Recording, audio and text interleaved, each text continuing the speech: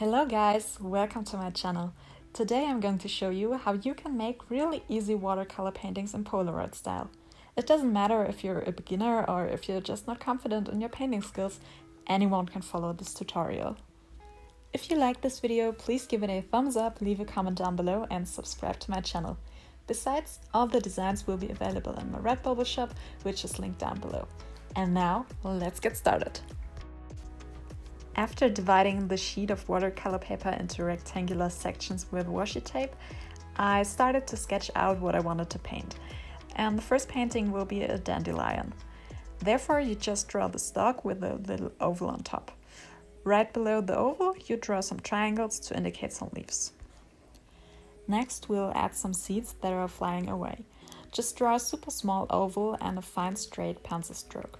From the tip of the stroke, you then draw more lines pointing outwards, forming a half circle. The second Polaroid is going to feature some palm trees. The sketch is quite similar here. Again, you start by drawing the stalk, or in this case, the tree trunk. You want to make sure that the trunk is a little tapered. Palm tree trunks are rather thicker at the bottom and get smaller at the top. Instead of an oval, you now draw some curved lines to indicate the palm leaves. We'll add the details later. For the last painting, you just need to draw a circle because we want to paint the moon in the night sky. You can either use a stencil as I did, or just take anything round you can get a hold of and draw around it. Take an eraser and lighten the sketch before tracing the lines with a fineliner. You can just take any fineliner, but for the seeds of the dandelion, I'd recommend using one with a smaller nib compared to the one you're using for the stalk.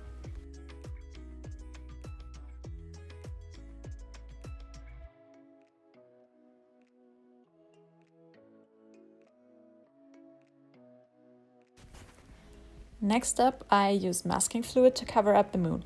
If you don't have masking fluid at hand, no problem, just be careful not to get any paint on the moon when coloring the sky. For the background of the dandelion, you only need two colors, yellow and blue. Start by applying yellow in horizontal strokes to the lower half of the painting and then add blue to the top half. To make it blend a little, go down with the strokes to the bottom. Make sure that your brush is not too much loaded with blue, otherwise all the yellow will turn green. For the palm trees, we will use the same technique, only this time with more colors. Starting at the bottom, we work our way up by applying yellow, orange, pink and purple. Just like before, to blend the colors, you go down in horizontal strokes after applying the last color. As you can see, my brush was a little too wet, so there was a purple puddle in the top left corner.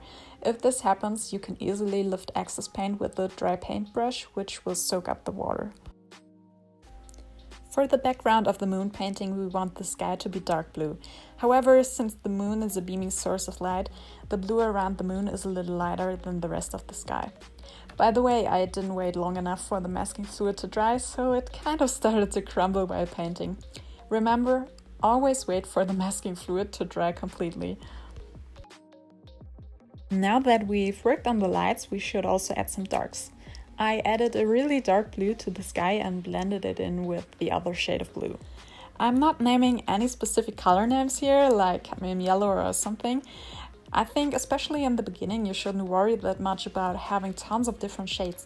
You can use whatever shades of dark blue you have at hand, just enjoy the process and explore the medium. For the palm leaves, use a rather small paintbrush. That makes it a lot easier to paint the details. Mix some black paint and start adding small brush strokes to the leaves we've indicated before. It's absolutely fine if they look a little chaotic. At the beach it's mostly windy anyways. It's a wet gel pen. If you're using a pen, just draw random little dots and you're good to go. I used white gouache that I diluted with a little water so it splatters easier. Just dip your brush in the paint and then use your thumb to splatter it across the painting. And make sure to cover anything that should not get paint on. If you're wondering why I have two blobs of white paint on my palette, I accidentally put the cap of my blue gouache on the tube with the white gouache, so I had light blue gouache in the beginning. So yay, go me! The last step is painting the moon. First, if you use masking fluid, you need to carefully remove it. We're using the wet on wet technique for the moon, which basically means painting on already wet watercolor paper. So first you need to wet the moon a little with a damp brush. Then you mix a little bit of black paint with water on your palette. Use the diluted paint to add some shadows here and there and keep going until you're satisfied. For me, this was a trial and error process because I'm not used to painting the moon. So I kept lifting the paint up with tissue paper when I didn't like how the paint spread and went in again with paint until I was happy with the result.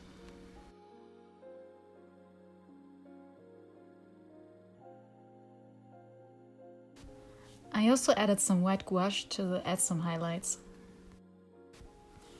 Finally, I removed the washi tape. I often struggle with the tape tearing the paper apart, so I warmed the glue of the tape with my hairdryer because this makes it much easier to remove. And these are the finished Polaroids. If you recreate these paintings, make sure to tag me on Instagram. I'd love to see what you create. I hope you enjoyed this video. If you liked it, please give it a thumbs up, comment down below and subscribe for more videos. Also, if you want to see more of my artworks, feel free to follow me on Instagram. Have a great day. Bye guys!